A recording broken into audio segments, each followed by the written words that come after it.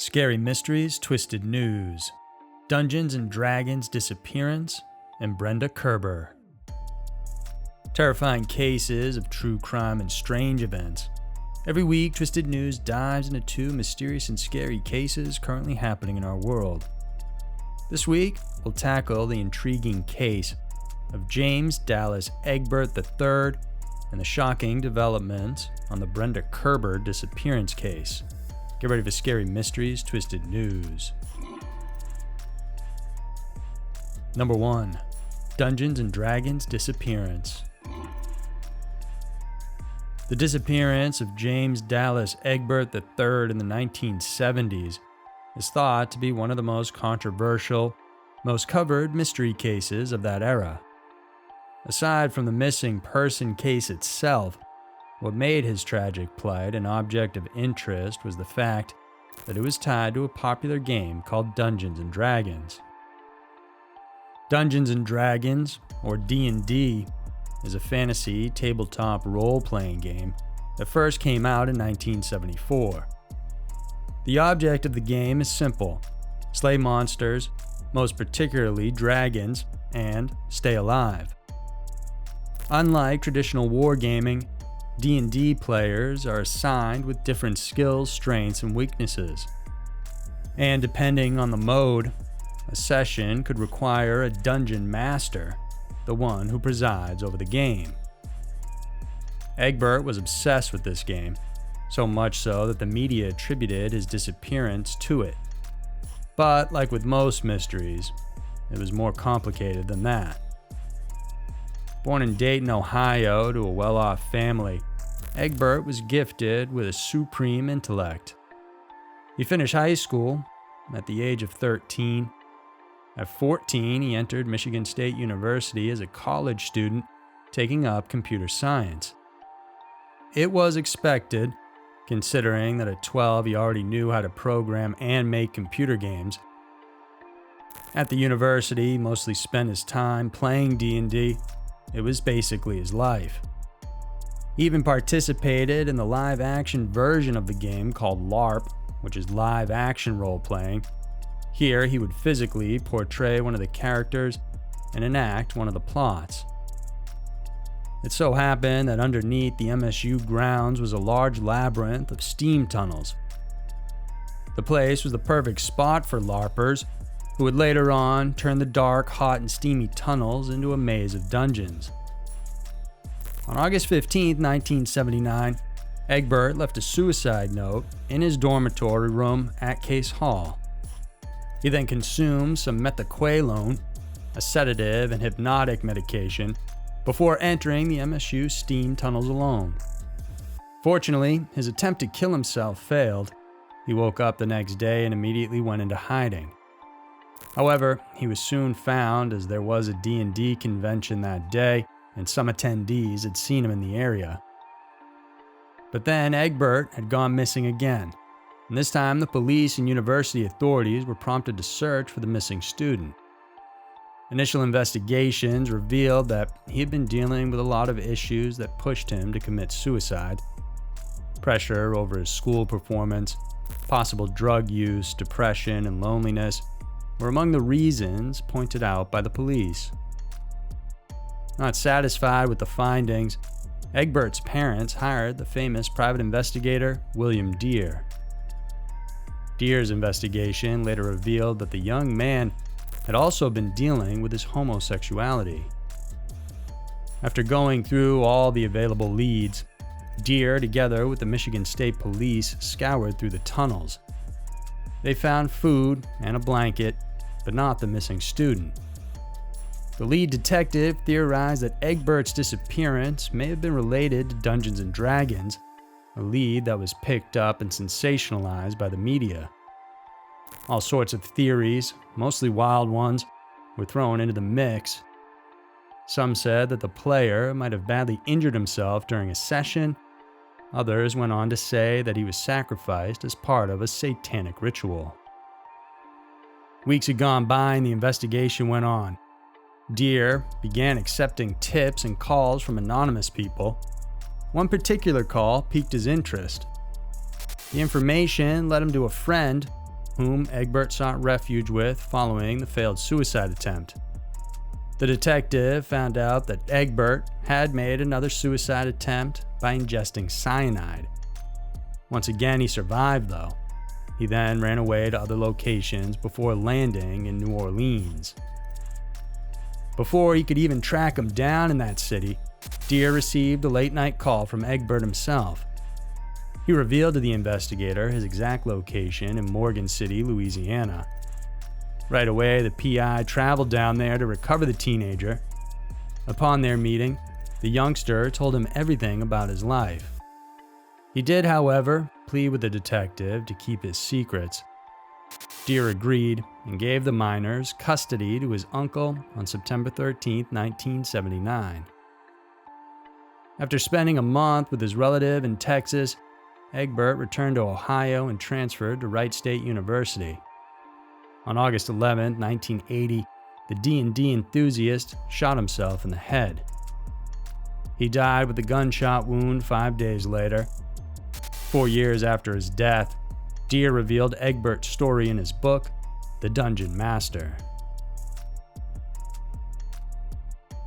Number 2. Brenda Kerber.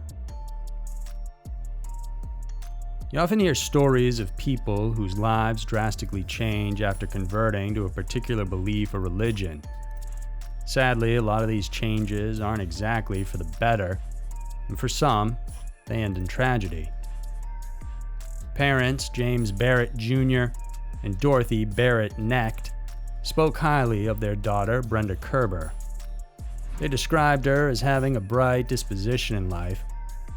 A college graduate, Brenda had led a great career in computer science and worked in different major tech firms. Aside from being a highly competent computer analyst, she also worked as a newsletter editor for a large insurance company. Despite her successful career, though, Brenda was going through a rough patch as both of her marriages ended in divorce. It was this part of her life that Brenda had some difficulty dealing with. Then came the period between 1986 and 1987, when Brenda became involved in a New Age religion that focused on self-help and meditation. In a post written by Brenda's parents, they said that it was with the Church of Science when they started to notice their daughter suddenly changing her attitude. She began to draw away from them, and even more so from her own children. Her passion for her newfound interest intensified when she met Frederick Lenz III. Lenz was a very charismatic man who attracted followers to a movement that teaches Zen Buddhism, meditation, and yoga. He would charge members a hefty monthly fee of at least $1,000 to attend his lectures. The public considered this group to be a cult, and Brenda's parents and friends advised her against joining, but she was already too hooked. She soon left her hometown, dropping everything, including her work, to find a place in California where much of the cult's work was happening. She brought her son David with her and rented a home in the state. From there, she became even more active, volunteering to become a recruiting agent for Lenz. Then, towards the end of 1988, Brenda began talking about her plans to move to New York, the cult's base of operation and where Lenz, their Zen master Rama, had lived. She couldn't be talked out of it. She persisted with her parents and even made decisions that shocked everyone she knew. She sold what little she had, including her furniture and most of her possessions. To ease the burden, she made drastic arrangements for her son to live with his father Michael back in Grants Pass, Oregon. She even signed an agreement that would turn over the child's custody to her ex-husband completely. In January of 1989, Brenda, together with a fellow Zen Buddhist, left California to follow their master in New York. There, she rented a place at an address she never revealed to her parents, although they still kept in touch through calls. When asked, she would beg for them to understand what she's been doing and, much to their confusion, would also plead for financial support, a thing that her parents opted not to grant. At one point, Mr. and Mrs. Barrett learned that their daughter had taken out a large loan from a bank amounting to $6,000. It was presumed that she used the money to pay for lenses seminars. Meanwhile, Brenda managed to find a job in New York, but was fired just a few months after being hired. Her difficult situation prompted her parents to track her down. In May of '89, they visited her in New York City. They found their sweet, loving daughter turned into a totally different person. The way she talked to them really put them off. In the words of her parents, it was a very traumatic visit. What they didn't know, though, is that this would be the last time they would ever see their daughter. After the visit, Brenda moved to a new place in White Plains, New York. On October 10th of the same year, Brenda's landlord informed her parents that she had gone missing for about a week. Her folks flew in right away to verify and reported her disappearance to the White Plains Police Department. An investigation was made and it was discovered that she vanished on October 1st. Her Ford station wagon was also missing. However, her personal belongings like cash, credit cards, driver's license, and even her diary were left in place. While the case was ongoing, the woman's family tapped on the media to help them find her. They even placed ads in publications like USA Today and offered a $1,000 reward for information leading to her true whereabouts. Unfortunately, though, no one came forward with any leads. So for more than 30 years, no one knew what happened or where Brenda had gone. Then on January 19, 2021, White Plains police reported a woman's remains stuck inside a 1982 Ford Granada that was discovered submerged in the Muscoot Reservoir, which was located off Route 100 in northern Westchester County. It was later stated that the woman was indeed Brenda Kerber. Authorities determined the incident as suicide based on the findings from the vehicle, the medical examiner's examination, as well as the slew of evidence filed in the decades-long disappearance case. No other information was provided about this recent development on the Kerber disappearance case. The authorities, however, have confirmed that the family has already been notified. Unfortunately, Brenda's loving parents couldn't get the closure they deserved, since both have long passed. So there were two of the most intriguing stories around.